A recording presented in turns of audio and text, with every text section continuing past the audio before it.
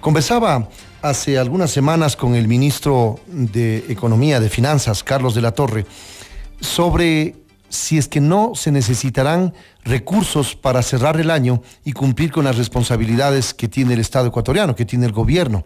Y me decía que no va a haber más endeudamiento en lo que resta del año. Ministro, bienvenido, muchas gracias por atender nuevamente esta invitación para comentarnos cómo cierra el año en cuanto a las cifras económicas. El país le escucha, buenos días. Ya, muy buenos días con todos nuestros oyentes. Wilson, es siempre un gusto poder estar aquí en estos micrófonos y cumpliendo con una obligación que tenemos los funcionarios públicos de informar a la ciudadanía qué es lo que estamos realizando por el país y en este caso en materia económica.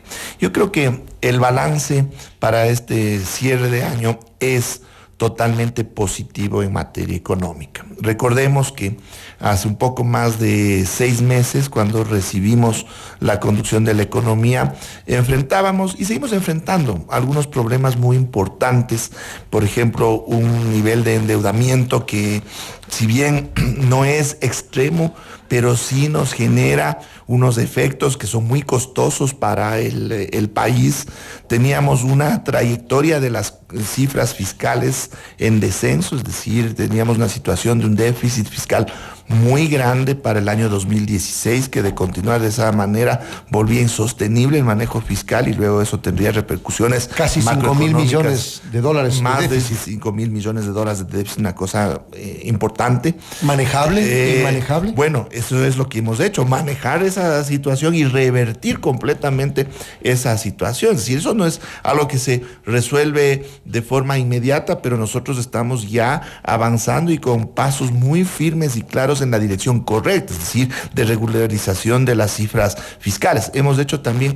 Pero resolver ese déficit con más endeudamiento, ministro. No, el déficit, es que eso hay que entender. El déficit, porque eso es lo que vienen criticando algunos actores gremiales y políticos. Sí, yo creo que lamentablemente se trata siempre de buscar lo negativo o especular sobre lo negativo cuando por el otro lado tenemos resultados muy positivos. Entonces, vamos con estos elementos. A ver, el déficit por definición requiere financiamiento. El déficit es que los gastos son mayores que los ingresos y con que se cubre eso, evidentemente con financiamiento. Pero si nosotros trabajamos para ir reduciendo ese déficit, ¿eso qué es lo que implica? Que cada vez vamos a necesitar menos financiamiento, menos deuda adicional, y nosotros hemos logrado enrumbar a la economía exactamente en esa dirección, es decir, hacia donde tenemos que ir. Para el presupuesto 2017 ya redujimos el déficit fiscal a 4.5% del PIB y para el 2018 a 3.9% del PIB,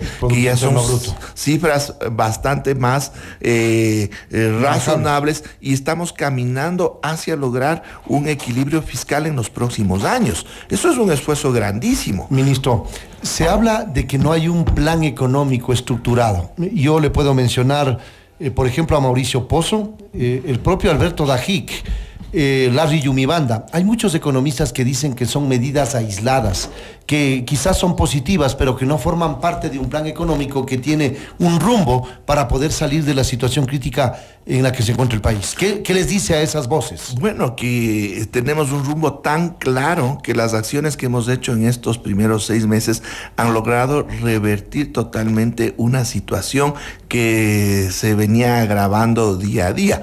Nosotros mismos, incluso desde una perspectiva que fue optimista en su momento, pero decidimos lanzarnos en ese sentido, anunciamos un crecimiento proyectado del Producto Interno Bruto del 0,7%. Como parte de un plan económico. Como evidentemente, como parte de un plan económico. Entonces ahí ya teníamos una meta clara, se establecieron otros objetivos de materia macroeconómica muy claros, y con la conducción que se viene haciendo día a día. La economía no le podemos dejar que evolucione por sí sola. El manejo económico es diario, es cada instante.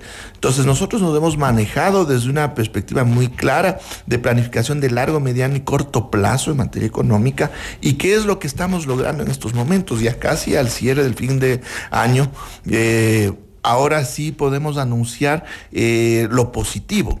Ese crecimiento del 0,7% del Producto Interno Bruto, que incluso fue cuestionado en su momento, no solo lo hemos superado, lo vamos a duplicar. La economía ecuatoriana terminará creciendo en el 2017 en 1.5% del Producto Interno Bruto. Recordemos que el 2016 cayó la economía, tuvimos un 1.7 al cierre de este año. 1.5. 5. Perfecto. Que es un valor importante en la medida que en 2016 la economía cayó en 1.5, ahora crecerá en 1.5, es decir, de lo que cayó a lo que tenemos ahora hemos recuperado notablemente, un salto importantísimo, y eso tiene que valorarse. Entonces, sí es, sí de alguna manera nos genera alguna preocupación cómo es que desde ciertos sectores no solo minimizan estos hechos, sino que quieren plantearnos un escenario completamente diferente, un escenario falso de una economía que no es la real.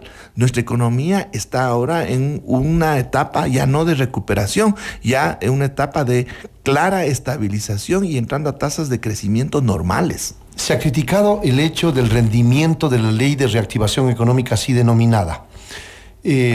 Esta ley, ¿cuántos recursos o qué cantidades de recursos va a generar? Porque se dice que los recursos son insuficientes comparado con el déficit fiscal y comparado con las necesidades y responsabilidades que tiene que afrontar el Estado ecuatoriano. Ya, muchas veces se quiere reducir el análisis a un tema de ingresos y gastos. Ya, la ley de reactivación económica no es una ley que procura la generación de ingresos fiscales. Evidentemente se establecen algunos rubros de ingresos fiscales para compensar los sacrificios fiscales, que es lo más importante. Se están planteando en esta ley, para la cual se está discutiendo en estos mismos momentos el veto.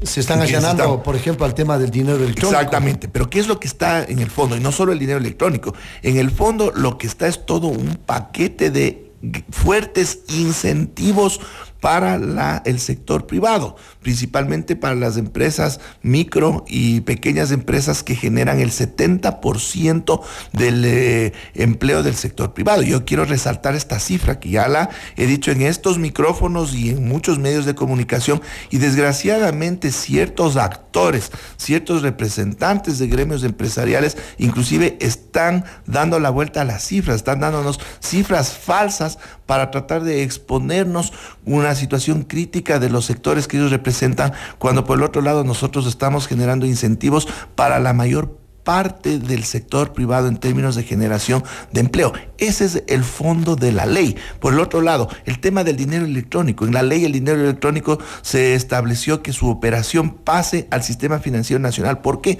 Porque es una necesidad imperiosa de que banca privada, cooperativas de ahorro y crédito y también banca pública. Recordemos que hay entidades de la banca pública que trabajan directamente con la ciudadanía. Por ejemplo, el caso de Ban Ecuador. Entonces, estos son los actores llamados a impulsar medios de pago electrónicos que, de utilizarse de forma muy amplia, nos permiten sostener en el largo plazo al sistema de la dolarización. Eso es lo que estamos buscando en la ley. No es un tema de recaudación, de obtener más ingresos para la caja fiscal. No, se establecen mecanismos para obtener los ingresos que nos permitan en alguna medida cubrir ese sacrificio fiscal que significa esos incentivos para esa gran parte del sector privado a la que queremos empujar. Esta misma semana se han pronunciado, estamos dialogando con el ministro de Finanzas, de Economía y Finanzas, Carlos de la Torre.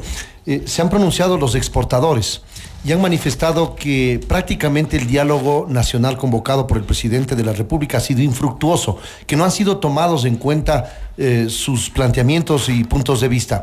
¿Qué les dice a aquellos? Porque a lo mejor el siguiente paso es apartarse de ese diálogo. Bueno, yo lo que creo es que no se ha entendido cuál es el sentido del diálogo que se mantiene entre un gobierno y los diferentes sectores de la sociedad. El diálogo es un espacio de ida y vuelta, es decir, ahí se van a dar las voces desde los diferentes sectores. También hay una voz del gobierno que tiene que ser escuchada desde los sectores, pero asimismo el gobierno escucha a los sectores. ¿Para qué? Para que nosotros podamos desde el gobierno entender mejor la realidad de cada sector de la sociedad y de la economía, para que nuestras políticas, las políticas del gobierno, tenemos que recordar que el gobierno es el que es el responsable de las políticas, para que esas políticas puedan ajustar ajustarse de la mejor manera posible a las necesidades de un país en su conjunto. Es decir, tenemos que buscar lo que técnicamente se llama el óptimo social, no los óptimos individuales de los diferentes sectores. Entonces, nuestra función, nuestra responsabilidad es el manejo de esas políticas. Eso no quiere decir que no hemos escuchado a los diferentes sectores, pero tampoco podemos implementar las medidas que ellos nos piden desde su perspectiva unilateral y en función de sus objetivos particulares. Eso también tiene que entenderse. Tenemos que buscar un equilibrio en función del bien común de todo el país. Más allá de lo técnico, ministro, aquellas, digámoslo así, revelaciones de un conversatorio de Eduardo Mangas, exsecretario de la Presidencia de la República, ha puesto en entredicho esta posibilidad de diálogo y los resultados que puedan arrojar, ya que claramente se manifiesta en un audio publicado a través de redes sociales que el diálogo es un mecanismo para ganar tiempo, que finalmente van a terminar haciendo lo que el gobierno ha establecido como política. Bueno, esas afirmaciones que habrá realizado este exfuncionario son de su responsabilidad, pero como gobierno nacional nosotros tenemos muy claro que el diálogo también es un proceso permanente, es decir, no es que solo se lo realizó en el marco, en ese momento, del Consejo Consultivo Productivo y Tributario o de otros espacios muy puntuales. No, el diálogo es permanente y la invitación queda abierta a todos los sectores a continuar con ese diálogo para ir buscando soluciones en beneficio de todos. Pero insisto, nosotros no podemos tampoco admitir como gobierno que se nos impongan ciertas políticas que solo corresponden a intereses muy particulares, cuando nuestra responsabilidad es velar por el beneficio de todos los ecuatorianos. Entonces ahí es cuando pueden existir estas rupturas, cuando desde ciertos sectores o algunos actores pensaron que con el diálogo ellos iban a imponernos sus puntos de vista muy particulares. Eso no es así. Ministro, lo económico tiene que estar imbricado con lo político, no sé si ventajosa o lamentablemente. El tema de la consulta popular, que está convocada para el 4 de febrero próximo, ha de cierta manera incidido en la adopción de medidas económicas, porque hay muchas personas que piensan que medidas mucho más severas o drásticas habrían echado al traste un cambio en el tema político. ¿Es esa la percepción adecuada o es una visión desacertada? Una visión totalmente desacertada. Es de ciertos sectores que son de oposición claramente y con una intencionalidad política muy clara. Lo que pretenden es generar esta percepción de que el manejo de la economía ha estado sujeto a el tema de la consulta y que luego vendrán otros ajustes. El presidente Moreno fue muy categórico y en eso yo quiero insistir.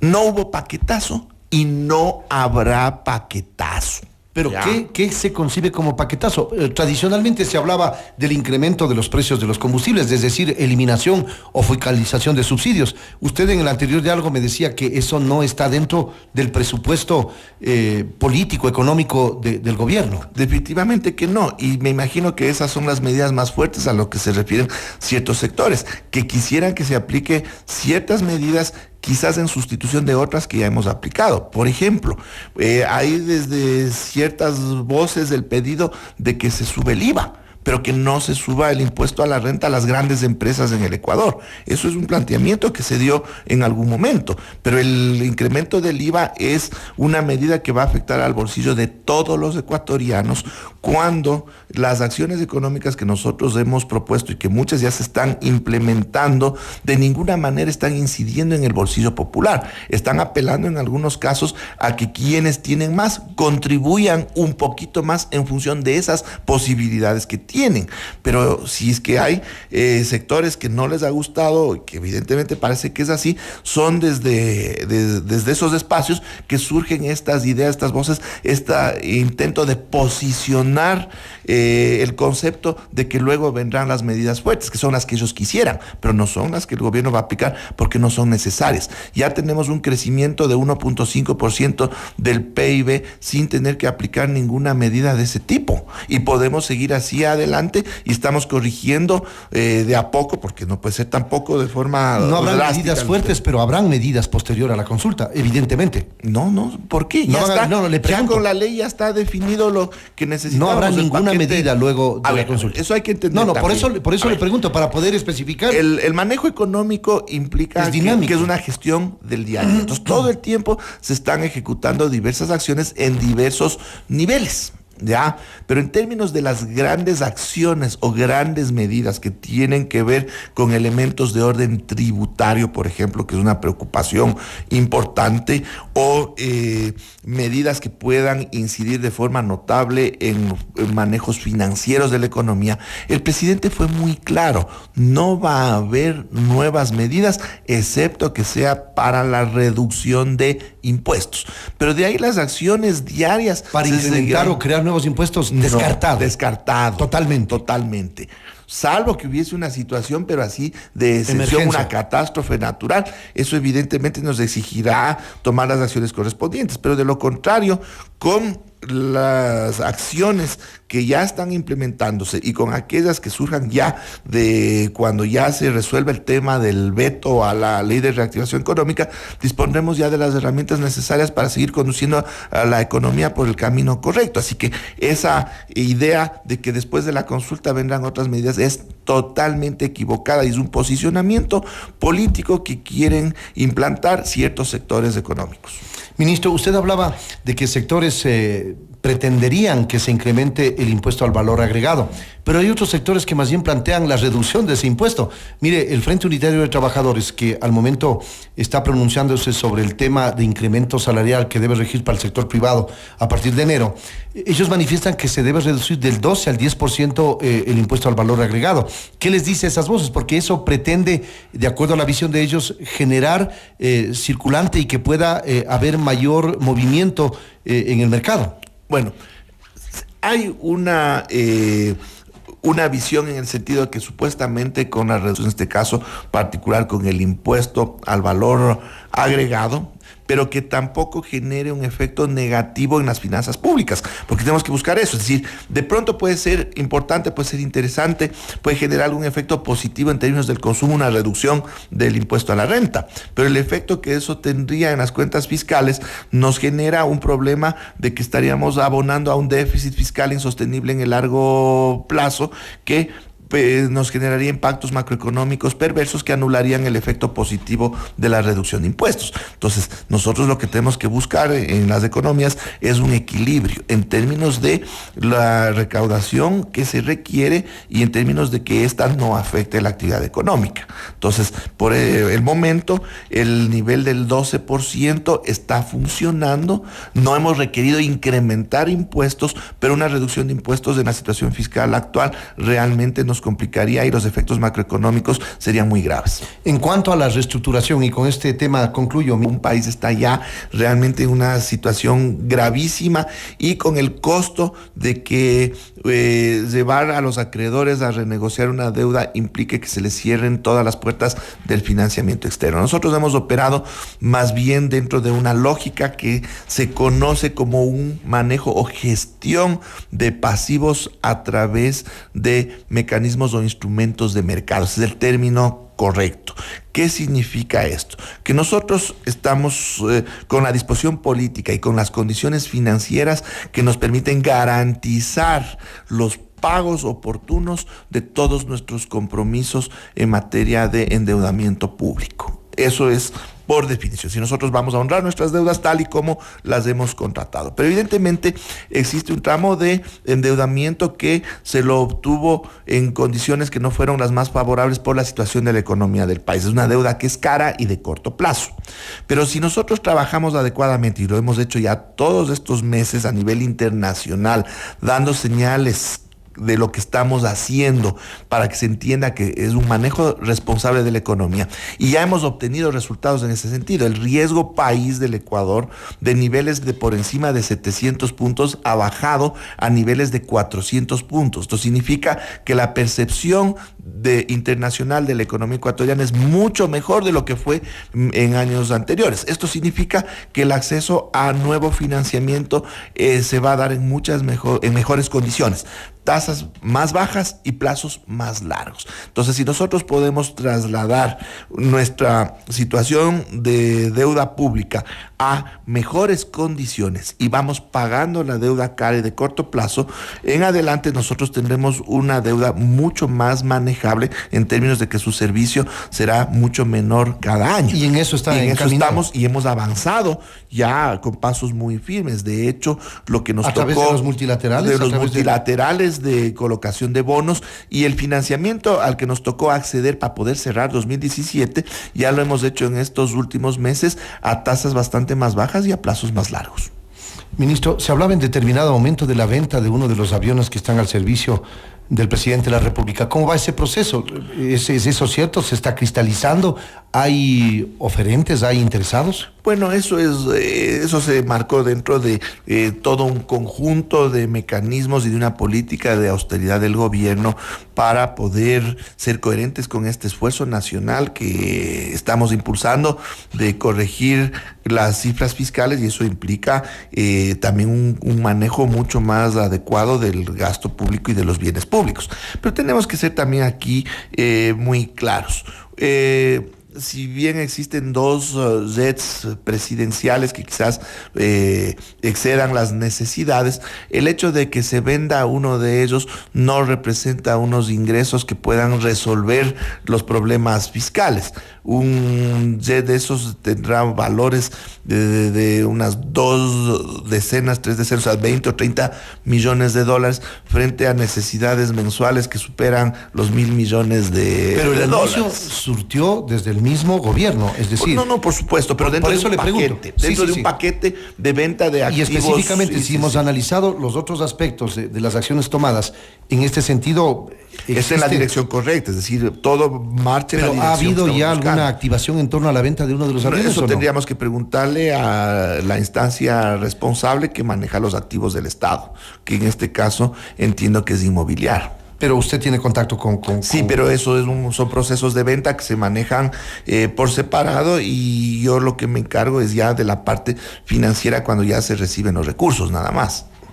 ¿Alguna otra acción puntual que quiera anunciar, ministro? Estamos terminando este diálogo a través de Sonorama a nivel nacional. Bueno, yo lo que quiero insistir es que, ahora que estamos ya al cierre del año, tenemos noticias muy positivas en términos del desempeño de la economía ecuatoriana, y eso yo quiero subrayar frente a estas opiniones o aseveraciones de diversos analistas o de ciertos actores que quieren no solo minimizar un esfuerzo importante que se ha hecho en función de todos los ecuatorianos, sino que quieren implantar muchas veces una idea negativa pero falsa de lo que realmente está sucediendo, por cuanto ellos buscan o se manejan dentro de objetivos que son políticos. Pero la realidad es esta: la economía ecuatoriana, luego de haber caído en el 2016, ahora está creciendo y creciendo a una tasa que es importante inclusive en el contexto de América Latina. En el manejo fiscal hemos logrado redireccionar las cuentas fiscales y estamos avanzando a pasos firmes en una reducción progresiva del déficit fiscal. En materia monetaria hemos implementado diversas acciones desde el Banco Central, desde la Junta de Política y Regulación Monetaria y Financiera, que día a día han permitido que la dolarización siga funcionando y muy bien. Basta ver los estados financieros y la situación de la banca privada y en general del sistema financiero nacional. Vemos cifras muy sólidas que están evidentemente vinculadas también a una salud que tiene nuestro sistema monetario, que es la dolarización. Y todo eso no es gratuito, eso implica una gestión económica día a día. Entonces, en ese sentido, si bien existen problemas que tenemos que corregir estructurales, somos conscientes de que el desempleo todavía es muy alto en la economía ecuatoriana, tenemos que empujar mucho más a la producción, a las exportaciones, etcétera. Pero tenemos cifras económicas que están reflejando que estamos avanzando en la dirección correcta. Ministro, ¿está estructurado ya el equipo económico completamente con los cambios que se realizaron o con las salidas que fueron públicas y notorias? Al momento está completo el equipo económico. ¿Van a haber algunos otros cambios a propósito del fin de año? ¿Va a presentar su renuncia de manera protocolaria como acostumbran los ministros al término de un ejercicio? Bueno, en términos de lo que es el sector económico, evidentemente están cubiertos todos los puestos, nunca se descarta que pueda haber cambios, pero en relación a esta práctica que se ha dado en otras ocasiones y que quizás se da en otros países, nosotros no hemos tenido ninguna instrucción al respecto, pero como todos conocemos, los ministros de Estado en general, los funcionarios públicos, siempre estamos a disposición de lo que el presidente de la República indique. Muchas gracias, ministro, muy amable. Gracias por atender esta invitación. El ministro Carlos de la Torre, ministro de Economía y Finanzas, ha estado con nosotros aquí en Sonora.